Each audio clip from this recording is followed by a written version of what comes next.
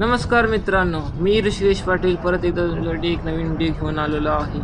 मी सध्या उज्जैनकडे निघालो आहे आणि हा प्रवास तुमच्यासाठी मी खास शूट करत आहे।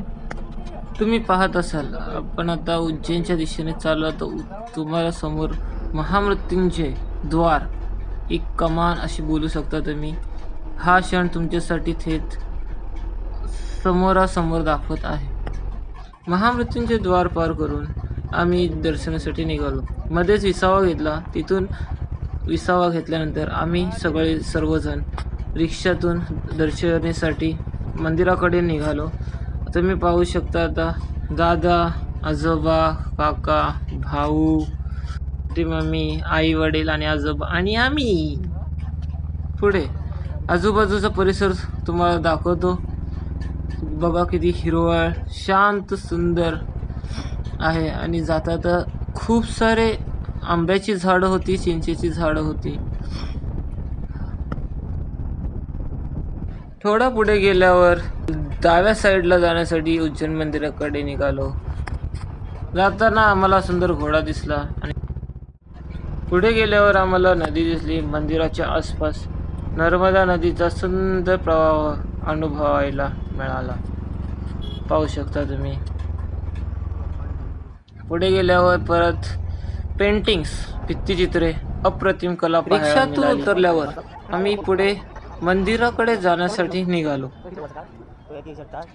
पुढे येता येता आम्हाला आजूबाजूला दुकाने दिसली, बाजार दिसला, खायच्या वस्तू, पूजेच्या वस्तू, आठवणीसाठी काही खरेदी करायचं असेल तर, आणि कपडे वगैरे।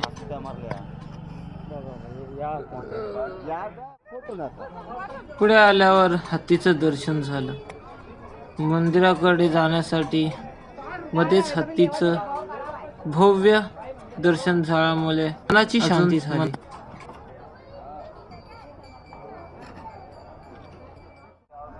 पुढे आल्यावर मंदिराच्या मार्गाचे दर्शन तुम्ही पाहू शकता। महाकालेश्वर मंदिराकडे जाण्याचा मार्ग बघायला मिळाला।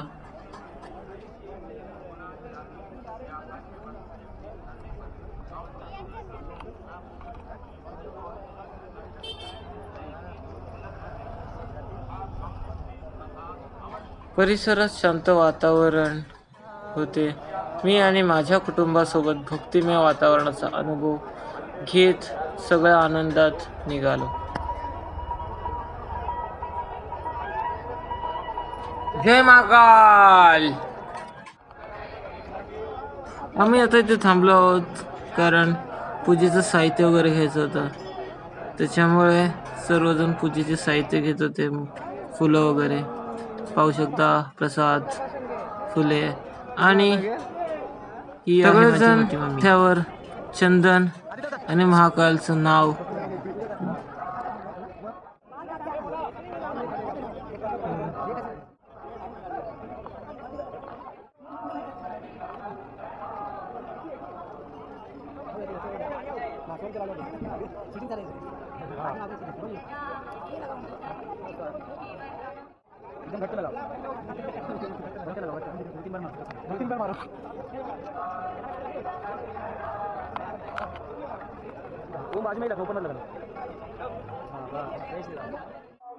कपाळावर चंदन आणि महाकालाचे नाव माथी लावले, मन अत्यंत शांत झाले। मंदिराच्या मार्गावरून पुढे जाताना अनुभूती घेतली। प्रत्येक क्षण आध्यात्मिक होता, पूर्ण वातावरण शांत होतं।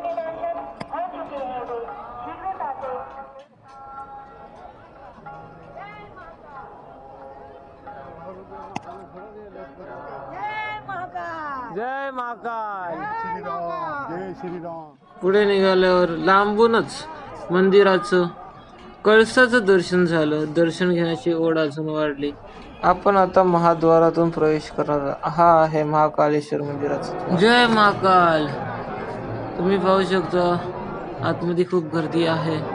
मी तुम्हाला टीव्ही वरून मोठी स्क्रीन दिसत असेल त्याच्यावर, आणि आतमध्ये एकदम आत जाण्याची परवानगी नाही, बाहेरूनच किती मंडळी आहेत तुम्ही पाहू शकता। खरं म्हणजे मंदिराच्या आतमध्ये फोन किंवा कॅमेरा अलाव नाहीत, बट मी थोडंफार का होईना मी तुमच्यासाठी व्हिडिओ काढलेले आहे, तुम्ही दर्शन घेऊ शकता. आता आपण सगळ्या मंदिराचं दर्शन घेऊया.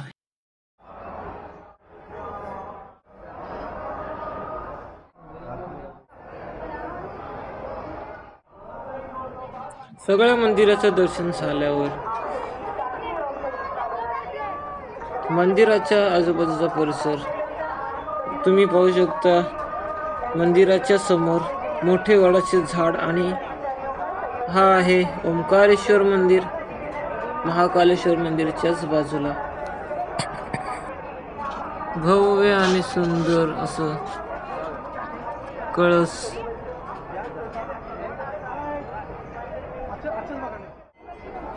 त्याच वडाच्या झाडाखाली गणेश मंदिर,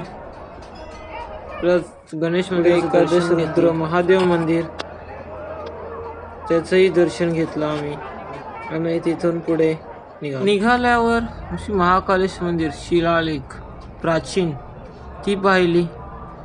पाहू शकता डाव्या साईडला आहे ओंकारेश्वर मंदिर समोरला आणि उजव्या बाजूला महाकालेश्वर मंदिर आहे. हा आजूबाजूचा परिसर असे भरपूर सारे मंदिर आहेत एकाच बाजूला एक असे.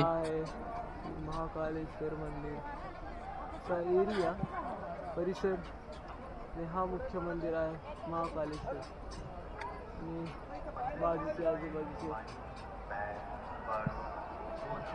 आणि हा आहे अनादिकल्पेश्वर महामंदिर.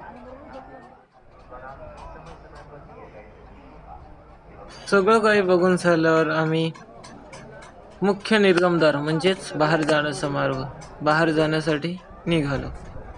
पण मंदिराचे दर्शन वगैरे सगळं घेऊन बाहेर जाण्यासाठी निघालो. आता आपण आजूबाजूचा परिसर पाहणार आहोत. आजूबाजूच्या परिसरात खूप सारे मूर्ती, देवांच्या मूर्ती आहेत. खूप काही आहे ते आपण पाहूया.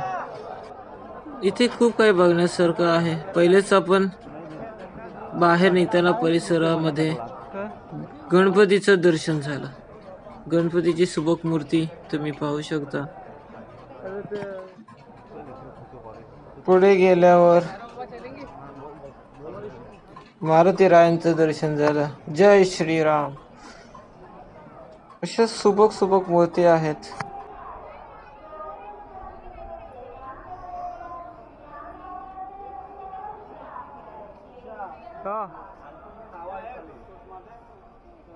नाव कुठे दिसेल सांग.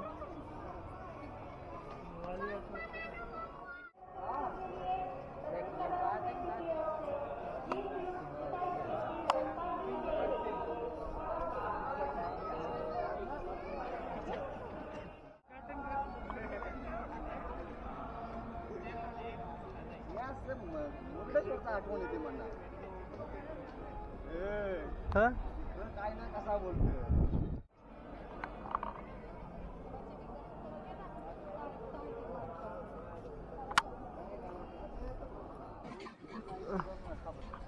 प्रत्येक असे थंब 1 ते 3 मीटरच्या अंतरावर लावले आहेत. किती रेखीव आणि कोरीव काम केलेले आहे.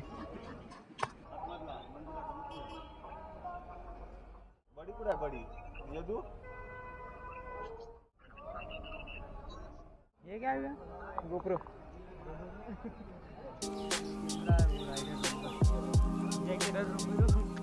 हो हा आणि त्याला व्हिडिओ पाहणं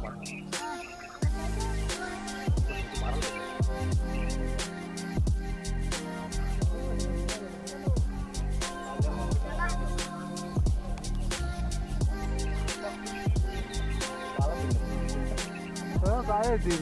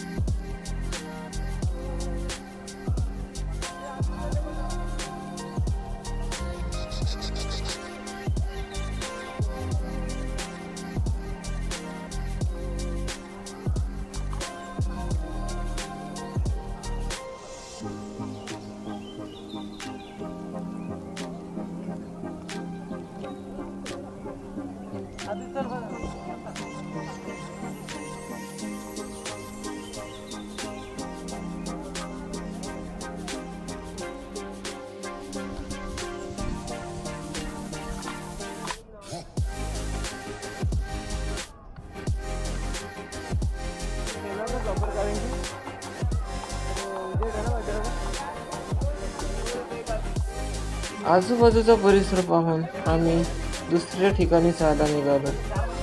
आता आहोत आम्ही चारधाम मंदिराकडे. चारधाम मंदिर येथे चार असे धाम आहेत जे एकाच मंदिरामध्ये आहेत. चला पाहूया.